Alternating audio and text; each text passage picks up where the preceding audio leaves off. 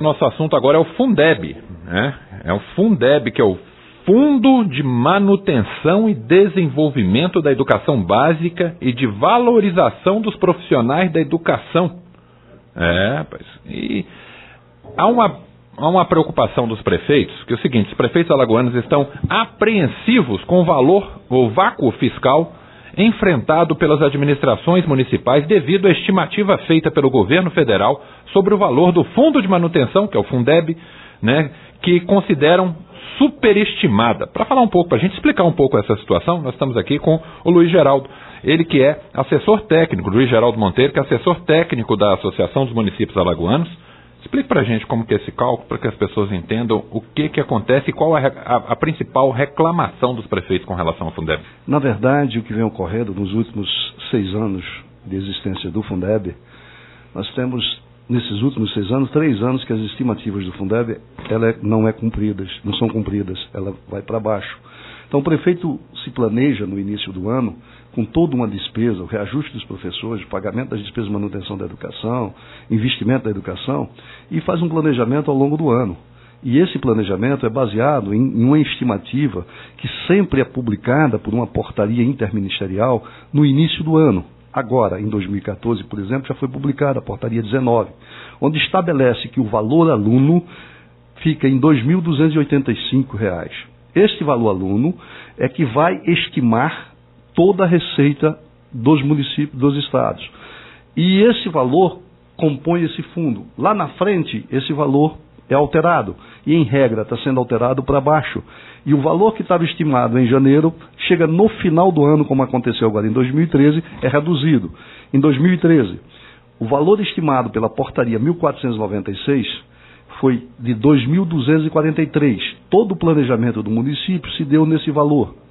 Quando chegou agora, em dezembro, dia 17 de dezembro, publicado no Diário Oficial do dia 18, é publicada a portaria 16, que reduz o valor de 2.243 para 2022. Por quê?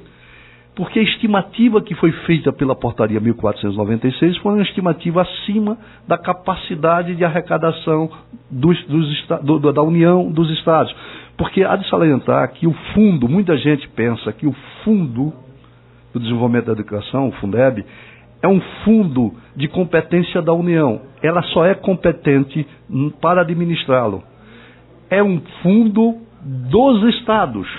Os recursos é do Estado e dos municípios.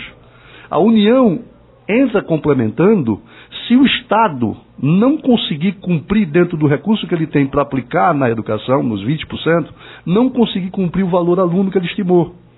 Então ele entra complementando. Tanto é que dos 27 estados que nós temos, apenas 9 recebem complementação. O restante é recurso do próprio Estado. E a estimativa quem faz é a União. E ela, às vezes, faz uma estimativa de crescimento maior do que a realidade. Qual é o grande pleito dos prefeitos? É que mude isso? Se mude para quê? Como que mude fazer isso para que esses valores sejam valores fixos. Quando estimado ou quando proposto entendi. No início do ano, seja um proposto permanente. A estimativa permaneça. Isso. Agora, além disso, qual o problema que os prefeitos vêm enfrentando? Ele tem uma outra lei que foi criada posteriormente, que é a 11.738, que ela reajusta o valor do piso. E essa conta nunca vai bater.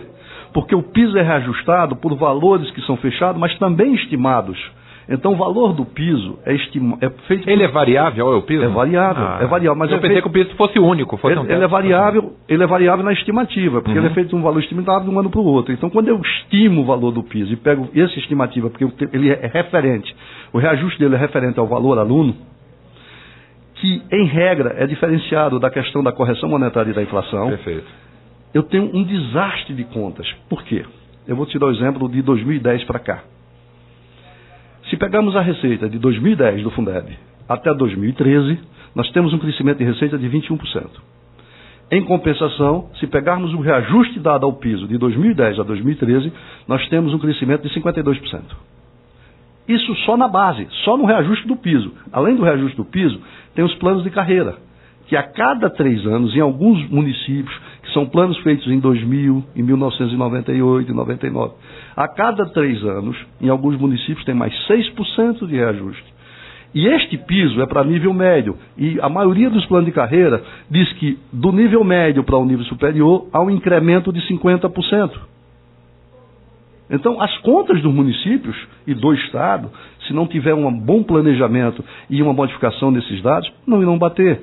Tanto é que a briga dos prefeitos hoje, junto com os governadores, é a mudança da Lei 11.738, que, ao ser aprovada em 2008, uma semana depois, o próprio governo que mandou a lei reconheceu os erros que tinham cometido e mandou uma lei modificando, um projeto de lei que até hoje se encontra no Congresso. E é isso que os prefeitos estão brigando, para que mude essa lei, não para que o piso não seja reajustado, não para que o professor não ganhe um salário justo, mas para que a conta feche. Para que eles na ponta, possam cumprir, possam honrar as despesas a qual eles se comprometem a pagar. Então nós terminamos um ano agora que os prefeitos não conseguiram fechar essa conta. 2009 teve um problema sério, 2012 não fecharam a conta e 2013 também não estão fechando conta. Tem municípios que não conseguiu pagar a folha de dezembro, não conseguiu pagar a previdência, as obrigações sociais. Tem município que ainda não pagou, não porque não quiser, porque a redução foi grave.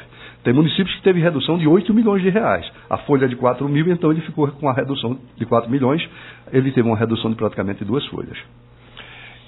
E a luz no fim do túnel para esse projeto andar, lá no Congresso? Como que estão as tratativas? Os prefeitos vão conseguir esse intento? Eu diria que, nesse momento, acho muito difícil. É um ano eleitoral. É um ano político. E ano político não se falta nenhum projeto polêmico.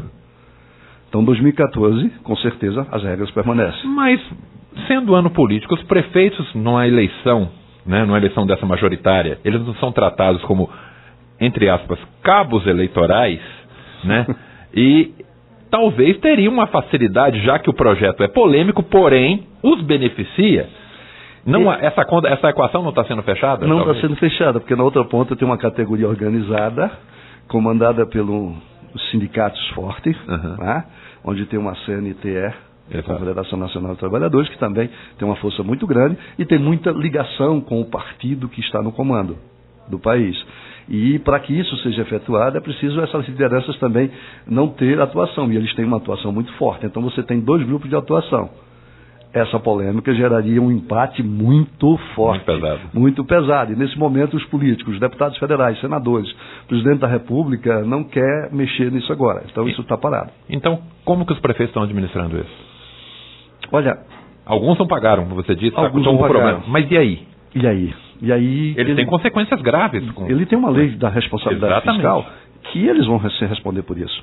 O que orienta os prefeitos, e tem orientado na casa, é precaução, verificar tudo que você não pôde cumprir, não em virtude da incapacidade do gestor, mas sim pela falta de recurso, e deixar isso muito colado junto à sua assessoria jurídica para fazer suas defesas futuras. Porque se continuar a regra, ninguém vai conseguir bancar a situação que está. Outro fator importante é que, como o Fundef foi lá de 1998, os recursos chegaram e foram aumentando, muitos prefeitos acharam lá atrás que o recurso era muito, contratou muita gente, tem muita gente, o quadro da educação... Eu ouvi isso de muitos prefeitos. O quadro da educação representa hoje, na maioria dos municípios, mais de 50% da folha total do município. Em municípios que representa mais de 60%. E como eu tenho um quadro cheio, com muita gente, tá, eu não posso bancar. Vou dar o exemplo aqui de Mar Vermelho. Só o quadro efetivo de Mar Vermelho hoje, a folha de 2013, ficava em 2.930.000. O recurso total que Mar Vermelho ia receber do Fundeb, dentro das suas contas, era 2.246.000. O dinheiro não dá para pagar aos efetivos. E aí eu pergunto, como eu vou investir na qualidade da educação?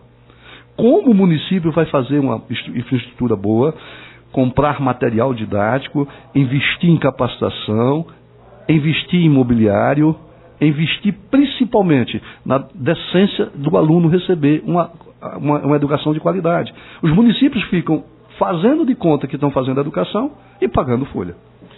Luiz, muito obrigado pela sua participação. Esperamos que esse denominador comum chegue a um bom termo, né, podemos dizer assim, que professores sejam beneficiados, os prefeitos consigam pagar e os alunos que lá na ponta, que é o que interessa na população, tenham uma boa educação. Né? Eu acho que isso é prioridade, Carlos Miranda. Eu acho que isso tem que ser feito, os professores têm que ser valorizados, mas os municípios também têm que ter a capacidade de pagar eles e também melhorar a qualidade da educação. E um conselho que eu tenho dado aos municípios é: começa a fazer o cruzamento de folhas, que vai encontrar muita coisinha aqui que não pode ser encontrada. Eles têm medo de fazer isso, mas o conselho que eu dou é: começa a cruzar a folha. Ok, obrigado, Luiz. Obrigado, tenha um bom dia. Eu conversei com Luiz Geraldo Monteiro, ele que é assessor técnico da Associação dos Municípios Alagoanos. Conversei com Luiz Geraldo Monteiro.